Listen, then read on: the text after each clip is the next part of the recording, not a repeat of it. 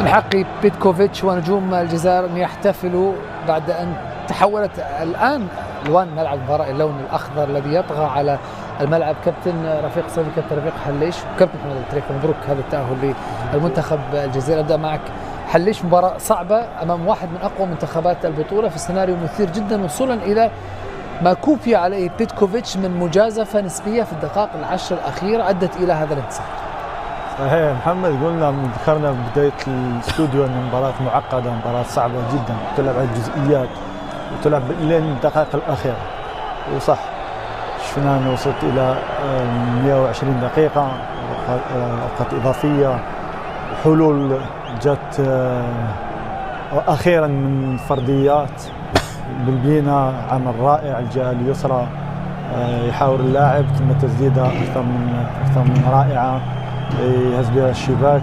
بلبينة يمكن قبل كأس العرب كان خارج حسابات كأس أفريقيا، صحيح، تألق في كأس العرب والآن سبحان الله يسجل نعم. أهم هدف في البطولة. نعم، اللي تألق في كأس العرب واللي فتحت له باب التواجد في كأس إفريقيا، استغل فرصته حتى ولو بضع دقائق، لكن هذا هو المهاجم الحقيقي، المهاجم المهاري، لازم يستغل فرصته.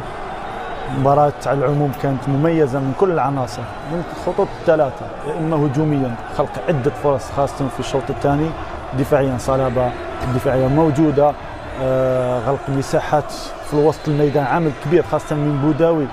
أنا الميزة الرائعة اللي تكلمت عليها بداية استوديو يا محمد، هل التغير في المراكز للاعبين والمرونة المدرب. صح كان فيه تغييرين اضطراريين صح التعبير، نوري يا إما على اللياقة يا إما إصابة، ومن ثم تغيير إدخال بالعيد كمدافع محوري، وإقحام بالسبعيني وإعادته إلى مركزه الأصلي اللي هو ظهير أيسر. بس في الشوط الثاني عاد إلى المنطقة وعاد تقريبا كل لاعب لمركزه المفضل. صحيح، بالناصر تغييره بعبد الله دخول رائع في المباراة، أيضا بالعيد، يعني العناصر اللي دخلت في المباراة أعطت الأفضلية، واصلت في نفس المسار اللعب والنسق المباراة خاصة. خلينا نشوف فرحة نجوم الجزائر بقيادة على ما يبدو بغداد بنجاح. متابع.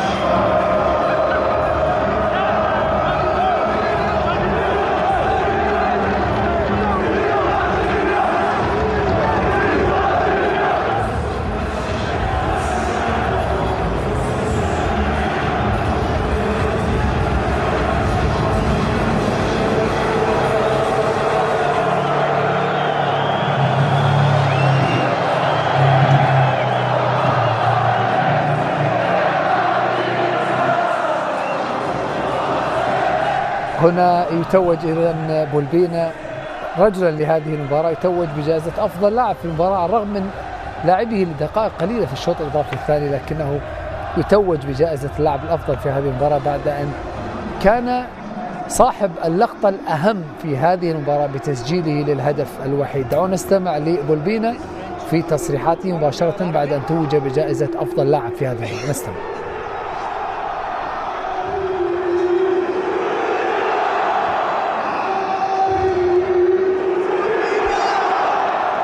عادل، ألف مبروك الفوز. تحب تقول ايه بعد ما فزت بالجائزة وبعد ما فزت بالماتش وبعد دورك البطولي في المباراة النهارده؟ بعد بسم الله الرحمن الرحيم، أول حاجة نشكر الجمهور هذا اللي ساندنا، الحمد لله ما خيبناش وتأهل. الله الأهم هو فوز المنتخب، أما هذه تبقى إلى دوافع يعني إيجابية.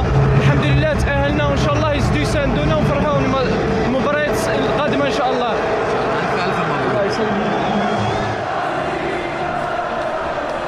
استمعنا لعادل بولبينة الفائز بجائزة أفضل لاعب في هذه المباراة. كابتن رفيق صيفي، مبروك الفوز، صار كبير ومستحق وتأهل تاريخي صعب في ظروف صعبة، لكن سيناريو جميل لهذه المباراة. أكيد مبروك لنا جميعا، يعني الجماهير الجزائريه، الشعب الجزائري اللي موجودين في الاستوديو، حتى انتم مبروك عليكم، حتى اليوم كنتوا جزائريين. بس الضغط اكبر كان على ابو تريكه. الضغط كان على ابو تريكه، ولكن بعد ما طلع تونس من البطوله كان خايف هو. برهن انه ليس صح شبه الاسود، برهن انه وجه خير على الجزائريين. اكيد مباراه كانت فيها اثاره، كانت فيها تقلبات تكتيكيه بدايه مع المدرب. بدأ بطريقه في كل دقائق او في كل مرحله كان فيه تغيير، في بعض الاحيان اضطراري، كانت فيه تغييرات تكتيكيه، غير بعض اللاعبين، رجع اللاعبين بعض الاحيان لمركزهم الاصلي.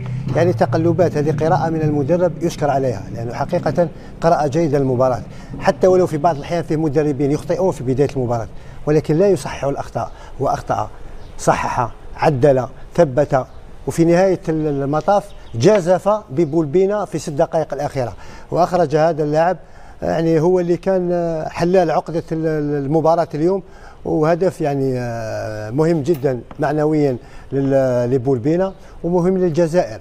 ولكن حقيقه الامر نستحق، كنا الطرف الافضل يعني في كل الجهات من بدايه المباراه تقريبا حتى في الاوقات الاضافيه. بيتكوفيتش كان صاحي طوال المباراه كابتن، تشعر بانه لكل سيناريو لكل ظروف كان جاهز برده فعل سريعه. هو مقسم المباراه محمد، هو خد الريسك فين؟ في الشوط الرابع الاضافي في اخر 10 دقائق.